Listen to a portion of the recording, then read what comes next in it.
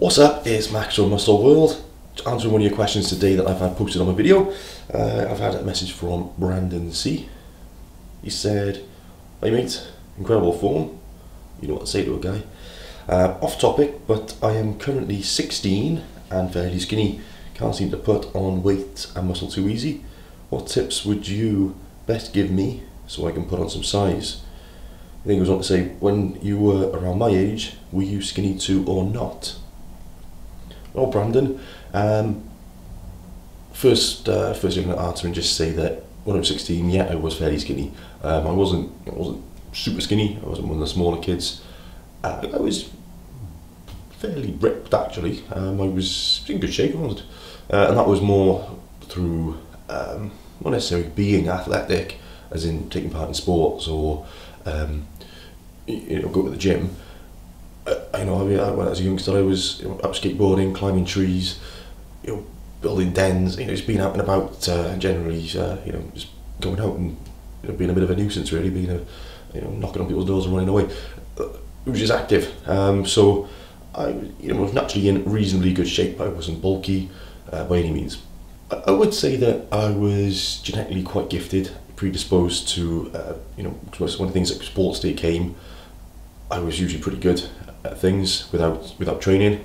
So I wasn't going to the gym regularly. I wasn't lifting weights or something like that, or partaking in extracurricular sports. But when things like sports day came, I was pretty good, and usually give some of the fitter guys a run for their money. If not, I'd beat them sometimes. I think a lot of that comes down to my attitude as well. I always liked the challenge. I used to, I remember when, for a joke, some of the boys filled up my bag with, I was probably about 15 or 16, filled my school bag up with bricks and breeze blocks and all sorts. I think they threw my school books away, but it was just literally full of bricks and things, and it weighed an absolute ton. So me being me, picked it up, pretended like I didn't notice. They were all giggling. I knew what was in there, and I just carried it around for the rest of the day and walked home with it a couple of miles or whatever the distance was. Just for laugh, just to prove a point really, and pretended I didn't notice it. So I think a lot of it was partly due to that, rather than any kind of sort of natural gifts or genetics or whatever. But also one thing to bear in note as well, when I was 16, there wasn't so much of an emphasis being big and muscular. Gyms, they just weren't really that popular. I had no desire to go and to go and join a gym. I had a set of dumbbells in the house which I lifted from time to time. Just did bicep curls really, fill the sleeves out a little bit. But I found then it was more running and circuit training, bodyweight training was quite popular then. Well, at least it certainly was with me anyway. That's what I was doing then. I was going, when I did start training, I wasn't lifting weights. I didn't go to a gym until I was about 19 or something, 19, 20, I can't quite remember. Everything else was circuit training, going along and running. So you've asked my tips. I've waffled on a bit there. I could give you my life story, but you don't hear that. You haven't got time for that. So you've asked me for my top tips. So I'll start off with the first one, which is build a foundation. So focus initially when you start training. I'm assuming you've just started training or you're considering training. I would say focus on the basics. So when I say basics, I mean, if you can't do, focus on building up for certain things. So build up to do 20 press-ups. If you can do 20 good press-ups before you even set foot in the gym and start lifting weights or bench pressing, because that will build you a foundation of strength. It'll build a foundation of fitness. It'll get your muscles used to working together, which is important, rather than just going straight in and doing isolation exercises like flies or anything like that, because they're for later on. They're for advanced bodybuilders who have the muscle there already, but they just want to fill it out a little bit more and distinguish it from the other parts of their physique. So to begin with, focus on compound exercises, like I said, press-ups. Don't bother going to the gym unless you can do 20. Squats would be a good one. Again, start with bodyweight squats, get the technique right. Focus on using the right muscles to do the work. Once you do loads of those and you're happy with those, then get a dumbbell and do goblet squats. So you really focus on your form then before you even consider putting a bar on your back. The reason why is you want to be strong enough so that you can handle the weight and you don't just crumble underneath it or do some rubbish technique that would ingrain in you, and it'll get worse as you go along. Your body will just get used to doing a crap movement, and you're just setting yourself up for poor performance and injury later on down the road. Off point, I'd say the build up would be start off with a light dumbbell and progress till you're doing around about sort of 50% of your body weight with a dumbbell and a goblet squat for 15-20 reps before you set up, go for the barbell back squat. So the exercises I'd say to focus on for your foundation will be the following: press ups, squats, pull ups, plank, deadlift, and shoulder presses. You're building up everything there. Focus on those movements, and you can't go wrong to begin with. The second tip I'll give you would be train hard. Make sure you're training effectively and intensely. There's no point going to the gym and just sitting there playing on your phone the entire time, like I see a lot of people doing. They're not getting results, they're just wasting their time. So put the phone away. The only time I would say you could use your phone in the gym is, unless you've got some emergency or something, you need to, some family thing going on that you need the phone, in which case, why are you in the gym?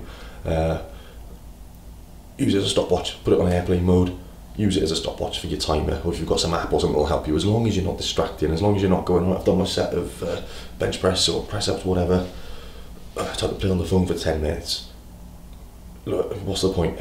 You see these guys, they go to the gym for 2 hours, they train arms for 2 hours, but if you count up the amount of time they're actually training intensely anyway, training with enough intensity to force their body to change, then they're probably not looking at any time at all. They're just wasting their time. They're just sitting there most of the time, staring at space, playing on their phone, yapping, having a gas. So train hard, train intensely, make sure that you are uncomfortable with your exercises. You're not just going, all right, I'm doing pull-ups now, oh, this is easy, oh, I'm just stopping.